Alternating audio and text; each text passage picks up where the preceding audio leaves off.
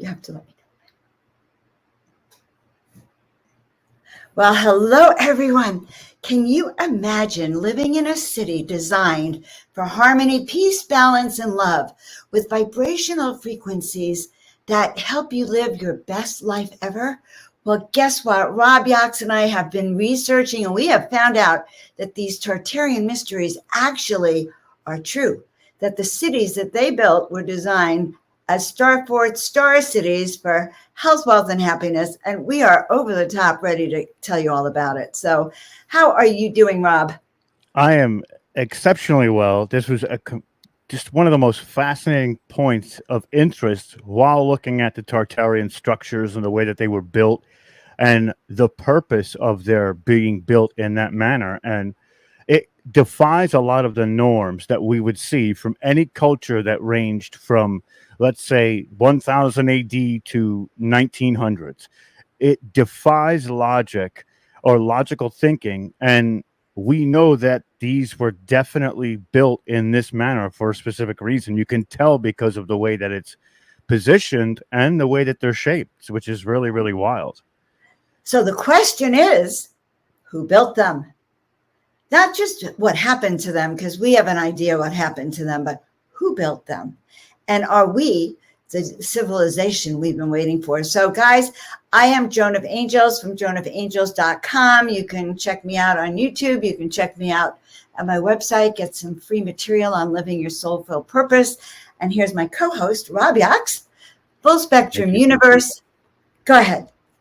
Well, you can find me on every single social media platform. We are ubiquitous across the channels, and this is just so exciting because we were just speaking a little bit before the show. And what if this civilization that we have been yearning to create has already been established? Right. What would that mean, and why is it so important? Are we essentially the new Tartarians? I beg to say yes. Oh, I have chills, Rob. Okay, guys, I want you to understand this. Rob is getting married in a couple of days, and he Yes. actually took time out of his wedding plans. Thank you to your wife to be, your bride to be. He took time out because we are just too excited. He couldn't go on his honeymoon without decoding this part of Tartaria. So I think we'll just get right into it. Stick around. You're going to love the images and the photos that we're sharing and some of the conclusions we're going to kind of leave you with, I think, the mysteries revealed. So where should we start? What is a star fort? Let's start with the definition of, like, what are we talking about, Rob? Well, star forts are something that, they are built backwards, I want to say. So we know that there's over 319 of these star forts across the globe, from Angola to Belarus, Belgium, Bermuda, Canada, Estonia, Denmark, Egypt, Mexico, Puerto Rico, Sri Lanka, United Kingdom, Venezuela, and Vietnam. So we've got these specific type of structures across the globe. So one of the things that we look at, there's specifications to verify what creates a star fort or a star city. There are cities that are star cities and star forts. They're essentially the same thing. They're built in the same manner. So one of the key points we look for is that there are remains of a large lake either nearby or situated around. Right. We have long channels, which means, like Venice in Italy, there are channels of water which could have been for sewage or drinking water. There are unusually long shaped stone bridges that Oh, allow for large vessels to pass, just like the London Bridge. Then we also find stone streets and baths, just like as if this was ancient Rome. And those are the criterias that we use to define the elements of what makes up this type of fort or city. I find that very fascinating because we know that water carries vibrational frequencies. And some of what we've been seeing in the star forts themselves are like a star. I mean, this is why they call it a star, guys, a star fort. The center, you see the hub, and that's where you see these buildings that were designed to carry the frequencies. And then you see everything Rob's talking about we see the stone streets coming out like the spokes of a wheel or a star. But you know what's unusual about this, I thought, Rob, is they call it a star fort, but it's not for protection, right? From invaders, is it? It's not. And one of the things that they talk about when they talk about what it would look like to build a city or a fort that would be protected, you wouldn't have these sharp edges on it because the enemy could lodge itself at that sharp edge and invade by either breaking down or getting over that wall. It creates weaknesses in your defense through vision and through structure. So this type of fort or city is built usually in a sacred geometrical pattern. And when we look at the sacred geometry of how things work, we'll get into that a little bit later and go deeper with it. Those structures, very difficult to build. One. Two, there's no protection. So, what would be the purpose of having an outer wall or some sort of, wall structure, something that would hold in? And I think it has a lot to do with what was happening on the inside of these specific forts. This was not for watching out for what was coming from the outside. This was all about the internalization, which is something that we symbolize when we go through an awakening process. Is everything turns back on the inward, and it brings us back to that internalization. And that's why this material will resonate with people so much, so because these people were doing just incredible things on the interiors of these cities and forts, just like we're trying to do within ourselves. So it's sort of like we're the microcosm to that macro, right? And it's that synchronicity that really resonates with people. And that's why I ask myself, this is just one of the many kind of tells of, are we are we the new Tartarians? Is this what we're becoming as we move forward? But now we see that it has already existed. So now we have a map and battle plans drawn for us to achieve what these civilizations and star forts and cities could have potentially achieved. Wow, the ascension on the planet has happened already. But I have a few thoughts that I want to comment. First of all, the word star fort. I was thinking as you were describing it, well, I think that maybe it wasn't called a star fort at that time, but the people who came after only could call it a fort, because why would you have a wall around a city, if it wasn't some kind of fortress? And so I get that I was confused when I looked at Star Fort, because it's not to protect. Well, it is to protect from negative energies, but honestly, it was to create that powerful electromagnetic force and the sound healing, the sound frequencies and the waves that actually created the cities. And the buildings themselves were designed as what I guess we can call sound frequency devices, resonators that would transfer they would get the energy from the sun, and the water would carry it out to all parts of the city. So guys, wrap your head around, number one, the image of not only we have peace and harmony, but remember what we know about water. So if water is surrounded by images of love, harmony, beauty, and peace, like these buildings were, and when you see them, you'll understand why we say that. The architecture, the designs were advanced technology, and they soothe your soul just to look at them, not like modern day buildings, okay, that are like a thud. We're talking about a resonance now. Everything in this city, it's like the Atlantis would be, or Lemuria, with all the ancient technology. So back to you now. Well, if just to kind of ride up on that Atlantis theme, if we remember what Atlantis looks like in all of the images that they tell us, it's all these semicircles, or these Right. circles that are, these circles with a radius or a diameter across that kind of cuts it in half, and it becomes sections. And now we're looking at something that is not only tall like an antenna in the center of the city, which could, if we're looking at the right frequencies, we could potentially protect the city Mm-hmm. from through shields or things like that, and using sound and frequency to really protect it from, you know, the enemies abroad, which would make more sense because of the geometric shape. We could use those points And those points could have rods on them themselves and create that conducive, complete encapsulation of whatever that city would be. And all points, north, south, east, or west, would be covered. So, one of the things that really also intrigued me about this is that the ecosystems inside of these cities were also vibrationally friendly. They were there to enhance frequency. Everything is pointing towards enhancing frequency. And the result of that enhancing frequency is, like you said, that healing. And that reminds me of when we talked to Dr. Samir Osmanovic of the Bosnian pyramids, which now we know are older than some of than written history wants to tell us. So was this site another one of these geo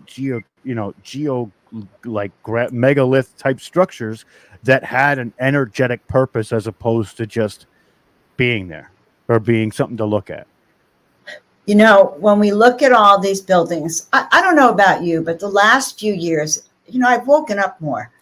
And I would look at different buildings, and I'm always fascinated by monasteries built in the most impossible places that didn't have a road up there, or just things that just are impossible for humanity to build. And I'd look at these buildings, and then I'd think of the people here and thinking, I don't even see how our civilization is advanced enough to create the intricacies that are in the architectural structures of these exquisite buildings.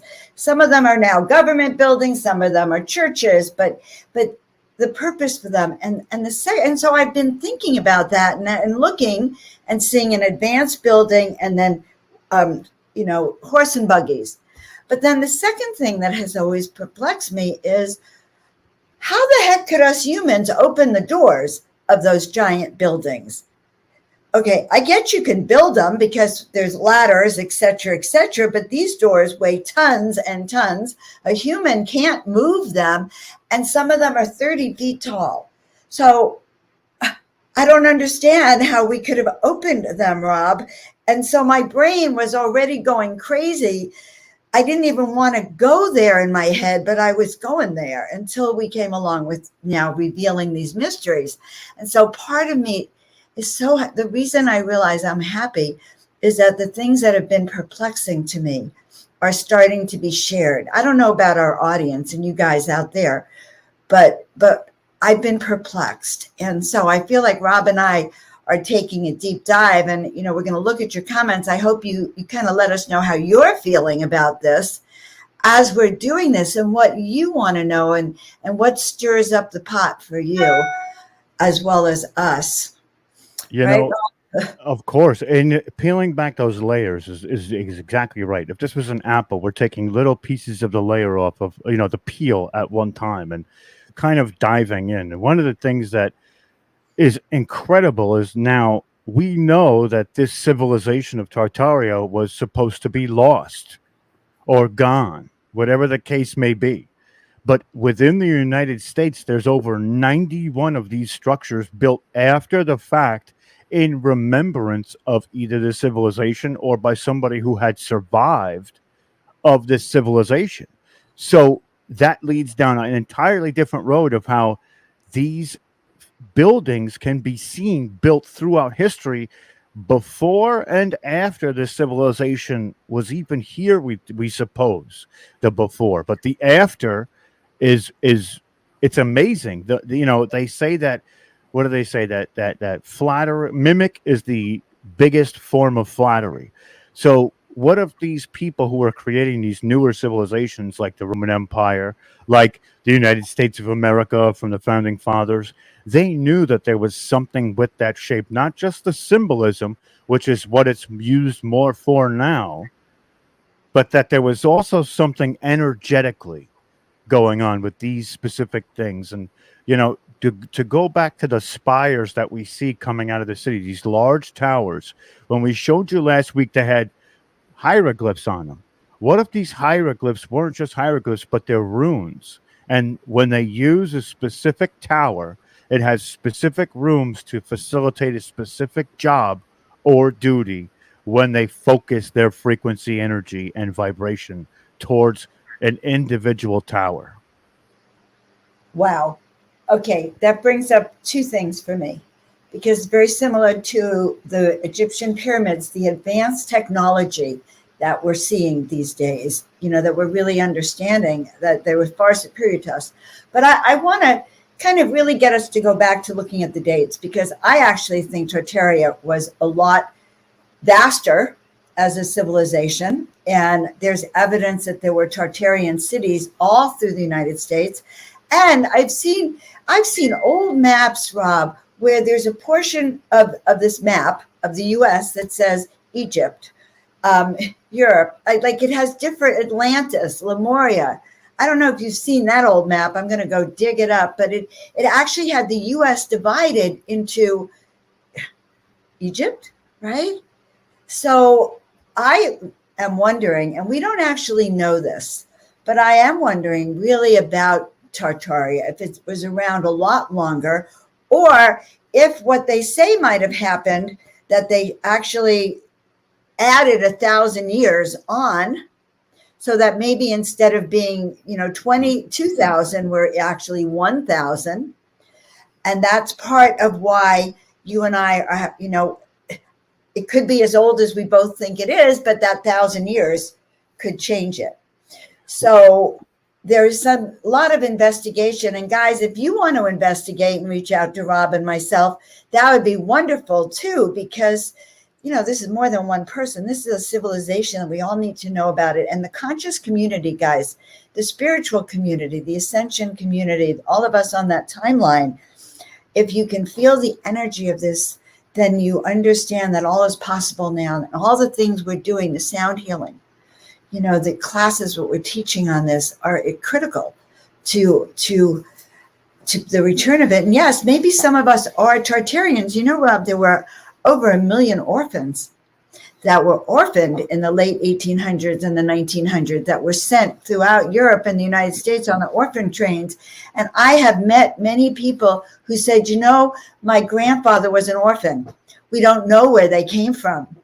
And so there's a lot of descendants between that, 50 or 100 years ago and now.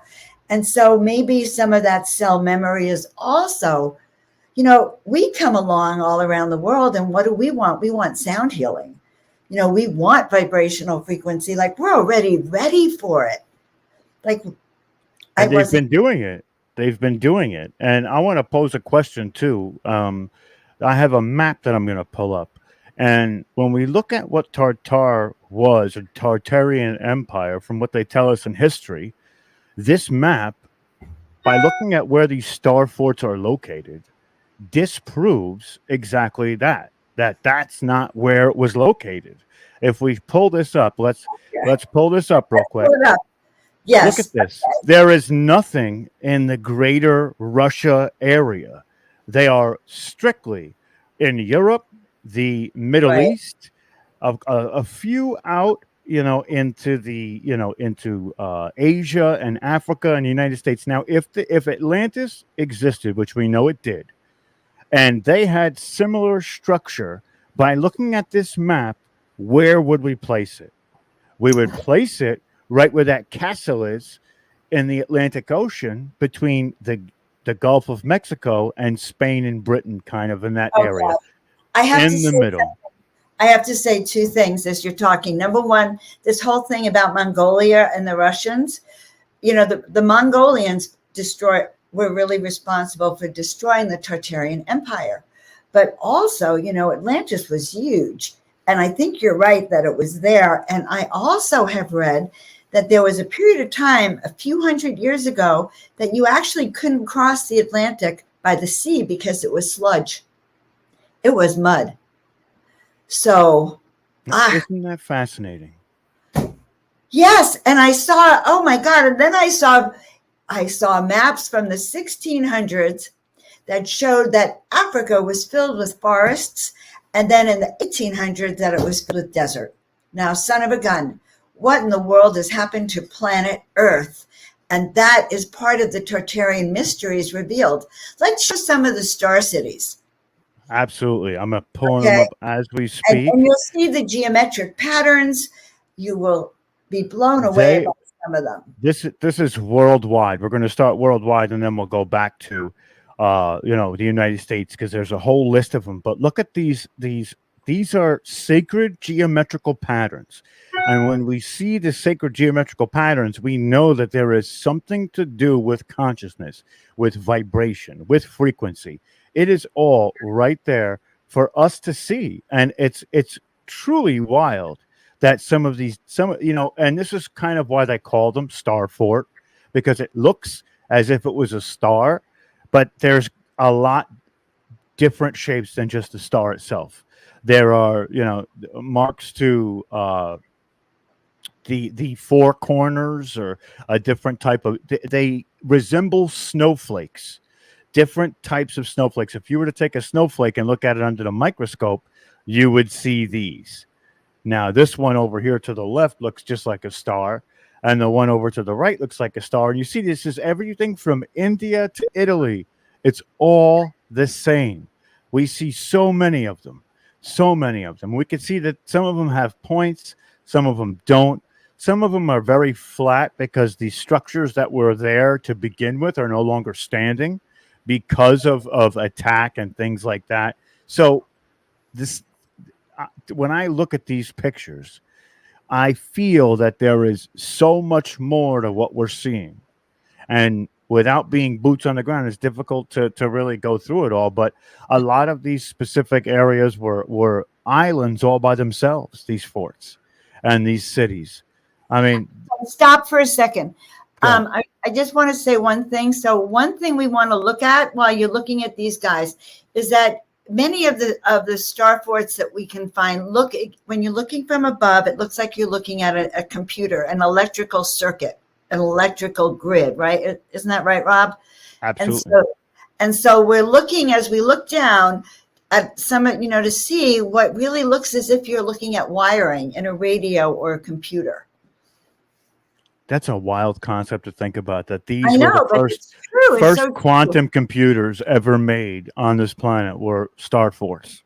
All right, right, right. Oh Yes. my God, we are related to these beings. I know that they are the advanced humans.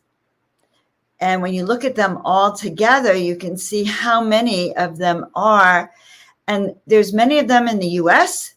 Now, look at the water flakes over there. The cities actually are taking the energy, the frequency, and the design of what was his name who did the water?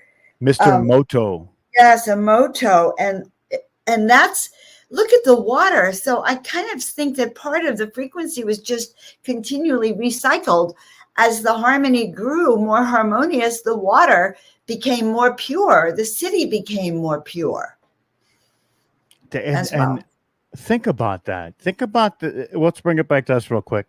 Think about the impact and the purity of what water does. Water can be a lifesaver, water can be a destroyer. It has the potential for anything, just like us.